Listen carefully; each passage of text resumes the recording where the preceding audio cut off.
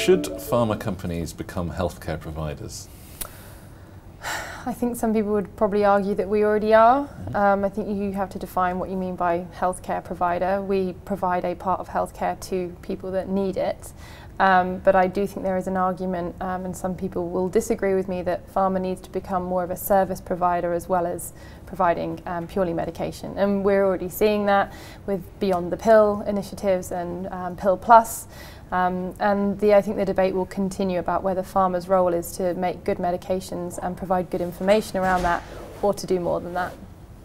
Well, you've been on the forefront of providing that at your company, Boehringer, so just walk me through some of the challenges and successes that you've had in that role in the last couple of years. We've had both challenges and successes, and I would actually, the observation I make is that the things that have been the biggest challenge have been the greatest success.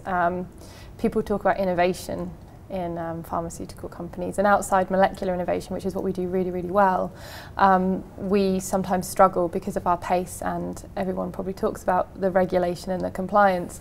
However, I think we've proven through some of the initiatives we've done that it's actually incredibly fulfilling and rewarding and worthwhile trying to work very closely with your compliance team to try and change some of those. So a recent example we have is there's a government initiative called the Information Standard, and basically what it is, it's that little watermark that you get on the bottom of a bit of paper, and a lot of charities have it, and not-for-profits, and a few commercial businesses have it, but up until now no pharmaceutical company has had that Information Standard watermark, and we've just been told that we have gone through the process and we're the first pharmaceutical company to get it, which is incredible for us, because that basically means that as well as providing information which we legally have to within the pill, the patient information leaflet, we're also now striving to ensure that patients' information needs are met at the right health literacy level, that the information we produce has been reviewed by patients and those that care for them, to ensure that when they actually receive it,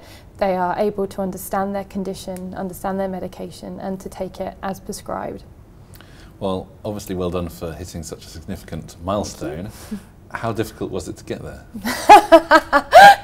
I've got some hair left. Do you know what? It was made so much easier by having a phenomenal medical and compliance team and the internal will of Boehringer. I think the people that I work with are not the kind of people saying no without a reason. You kind of say, I think we should do this, and they go, well, God, it's not going to be easy, and you go, well, let's try, and they go, okay, let's find a way that we can do it.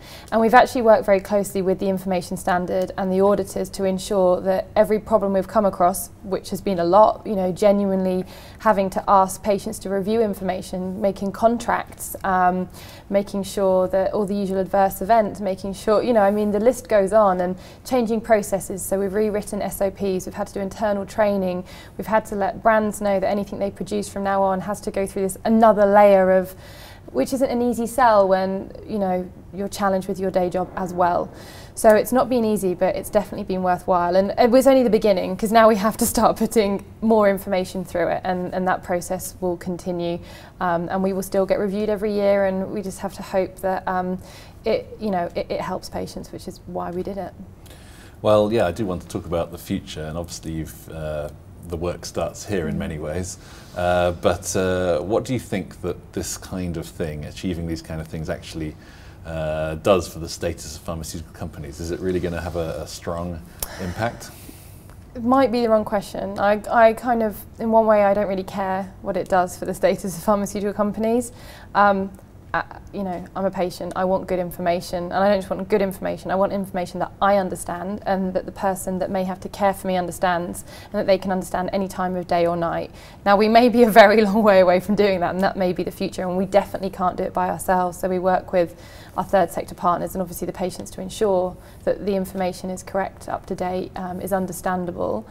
So it's not about what it does for the pharmaceutical industry, that's not of great importance to me, but you know, some people might say that by having it, it shows that Boehringer takes patients' needs incredibly seriously, and that what we're trying to do is we understand that information is one of the most important therapies within itself, and we're a member of also the Patient Information Forum as well, and we work with them on a number of different initiatives as well to ensure that we're keeping up to date with whether it's electronic health records or shared decision-making tools, that we are very much up to date with what it is that patients are using and working with.